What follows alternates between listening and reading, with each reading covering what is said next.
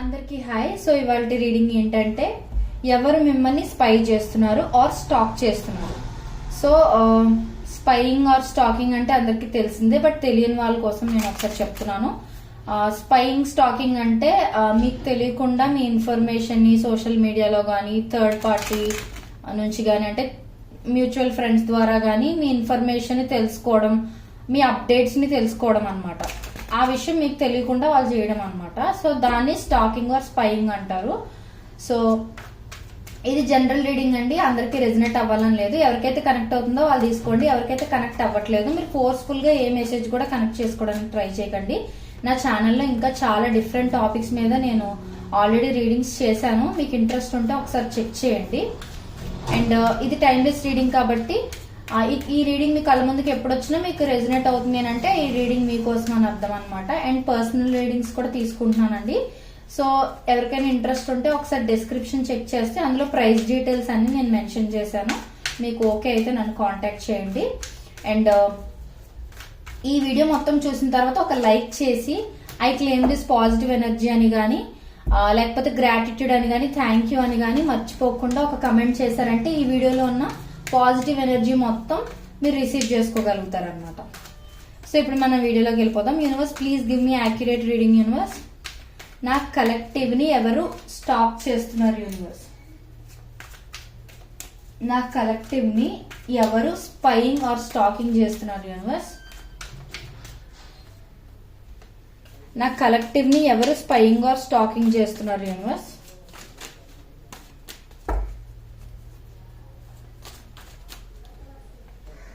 నా కలెక్టివ్ ని ఎవరు స్పైయింగ్ ఆర్ స్టాకింగ్ చేస్తున్నారు? Universe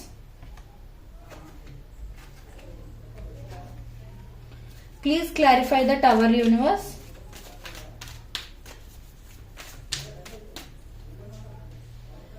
please clarify 4 of wands. Universe ఇలాంటి వీడియోస్ ఎప్పుడైనా చూస్తున్నప్పుడు ఎక్కడ మిస్ అవ్వకుండా స్కిప్ చేయకుండా చూడండి, ఎందుకంటే మీరు స్కిప్ చేసిన దగ్గర మీరు ఏదైనా ఇంపార్టెంట్ మెసేజ్ మిస్ అయ్యే ఛాన్స్ ఉంటుంది కాబట్టి. Please clarify king of pentacles. Universe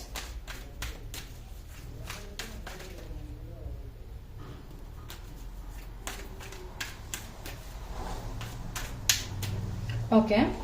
so ఇక్కడ ఏంటంటే ఫస్ట్ థింగ్ ఈ పర్సన్ మీకు ఆల్రెడీ తెలుసున్న పర్సన్ అండి. అంటే మీతో పాస్ట్ లో మంచి బాండ్ ఉన్న పర్సన్ అనమాట. నేను ఇక్కడ డిఫరెంట్ సినారియోస్ మీకు చెప్తాను, ఎందుకంటే జనరల్ రీడింగ్ కాబట్టి అందరికి కనెక్ట్ అయ్యేలాగా నేను ఇందులో పాయింట్స్ ని కనెక్ట్ చేసి చెప్తాను. మీ వరకు ఎంత కనెక్ట్ అవుతుందో అంత తీసుకోండి, మిగతాది నేను నెగ్లెక్ట్ చేయొచ్చు. సో ఓకే, ఫస్ట్ థింగ్ ఏంటంటే ఈ పర్సన్ తో మీకు మంచి బాండ్ అయినా ఉండాలి పాస్ట్ లోని, ఆర్ వీళ్ళు మీ చైల్డ్హుడ్ ఫ్రెండ్స్ గానీ మీ స్కూల్ మేట్స్ గానీ మీ కాలేజ్ మేట్స్ గానీ అలా కూడా అయి ఉండొచ్చు. అంటే some sort of bond are relation ఏదో ఉండొచ్చు అనమాట మీకు పాస్ట్ లోని. సో ఆ పర్సన్ మిమ్మల్ని ఇప్పుడు స్టాక్ చేస్తున్నారు.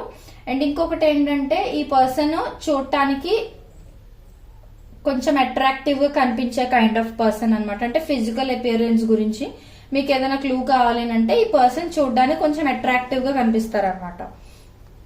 అండ్ ఇంకొక విషయం ఏంటంటే ఈ పర్సన్ ఏంటంటే కొంచెం తొందరపాటు నిర్ణయాలు తీసుకునే కైండ్ ఆఫ్ పర్సన్ అనమాట. అంటే ముందు వెనక ఆలోచించకుండా డెసిషన్స్ తీసేసుకోవడం, or on and off communication లా ఉండడం, మాట్లాడడం మళ్ళీ మాట్లాడడం మానేయడం అలా అనమాట. అంటే ఒకసారి ఒకలాగా ఉంటారు ఒకసారి ఒకలాగా ఉంటారు అన్నట్లు ఉంటారు కదా, ఆ కైండ్ ఆఫ్ పర్సన్ అనమాట.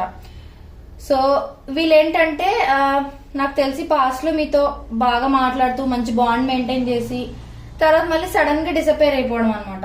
అంటే చెప్ప చేయకుండా వెళ్ళిపోవడం, ఒక ప్రాపర్ రీజన్ లేకుండా సెపరేషన్ వచ్చేయడం మీకు ఈ పర్సన్ కి. మళ్ళీ కొన్నాళ్ళ తర్వాత ఏదో ఒక రీజన్, ఏదో ప్రాక్టికల్ రీజన్ పట్టుకుని వచ్చి మీ ట్రస్ట్ గెయిన్ చేయడం, మళ్ళీ వెళ్ళిపోవడం, ఇలాంటి kind of on and of inconsistent behaviour ఉన్న కైండ్ ఆఫ్ పర్సన్ అనమాట.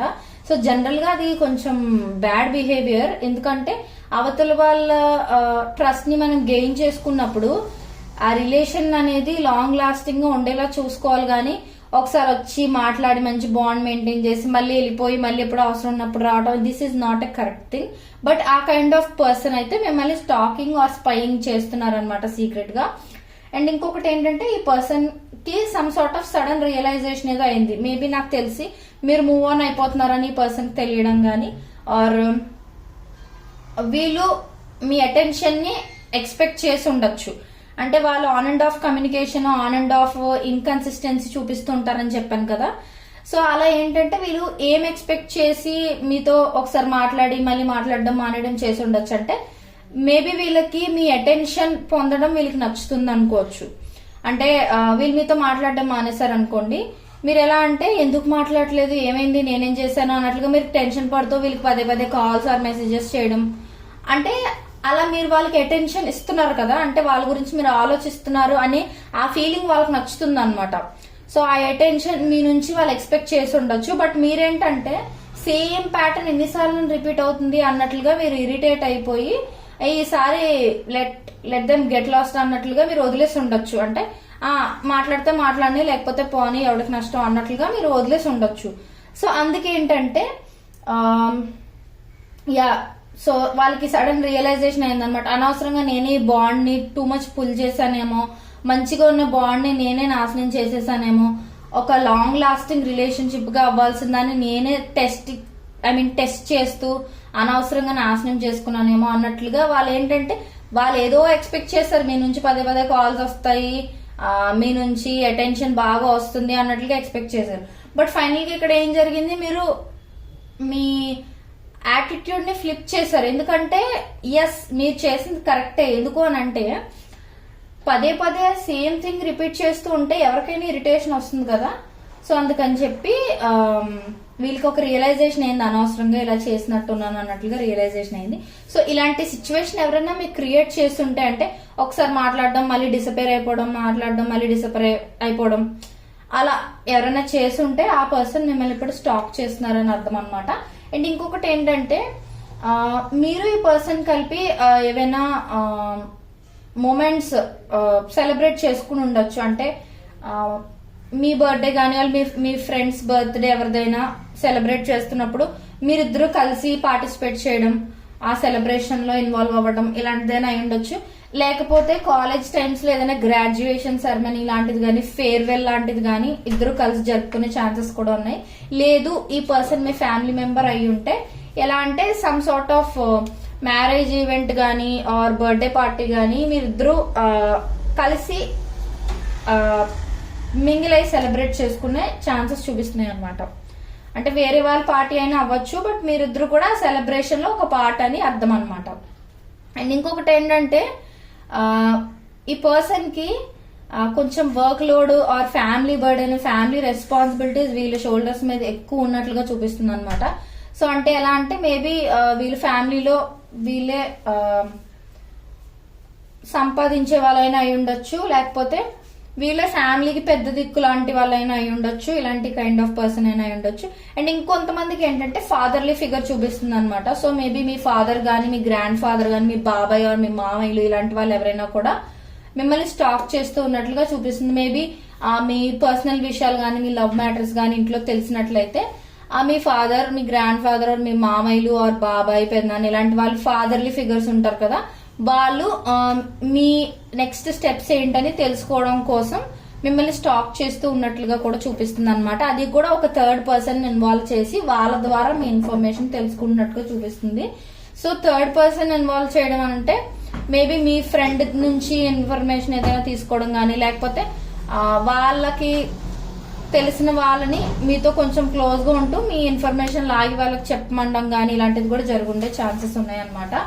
అండ్ ఇంకొకటి ఏంటంటే ఈ పర్సన్ రిలీజియస్ బిలీఫ్స్ ఎక్కువ పెట్టుకున్న పర్సన్ అనమాట. అంటే స్పిరిచువల్ గా అయినా రిలీజియస్ గా అయినా ఏంటంటే నమ్మకాలు ఎక్కువ పెట్టుకున్న కైండ్ ఆఫ్ పర్సన్ అనమాట. అదొకటి. అండ్ వీళ్ళు ఏంటంటే కొంచెం తొందరపాటు కైండ్ ఆఫ్ పర్సన్ అయినా సరే మాట్లాడేటప్పుడు చాలా జాగ్రత్తగా ఆలోచించుకుని మాట్లాడతారు అనమాట.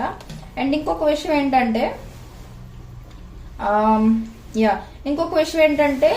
ఈ పర్సన్ కి సంబంధించిన ఇన్ఫర్మేషన్ గానీ, ఈ పర్సన్ మనసులో మీ మీద ఉన్న ఫీలింగ్స్ గానీ వీళ్ళంత త్వరగా ఎక్స్ప్రెస్ చేయలేరు అనమాట. మేబీ నాకు తెలిసి ఈ పర్సన్ కి మీ మీద మిమ్మల్ని పెళ్లి చేసుకోవాలని లాంగ్ టర్మ్ గోల్స్ కూడా ఉండే ఛాన్సెస్ ఉన్నాయి. కాకపోతే ఏంటంటే మేబీ వాళ్ళు ఇంకా సెటిల్ అవ్వలేదని గానీ ఆర్ ఇద్దరు ఫ్యామిలీస్ ప్రస్తుతం ఒప్పుకుంటారో లేదో అనే సిచ్యువేషన్ కూడా చూపిస్తుంది. సో అందుకని ప్రస్తుతానికి వాళ్ళకి మీ మీద ఉన్న ఫీలింగ్స్ గానీ లవ్ గానీ హోల్డ్ ఆన్ చేసుకుంటున్నారు. ఇంకా అదంతా మీకు రివీల్ చేయలేదు అన్నట్లుగా చూపిస్తుంది.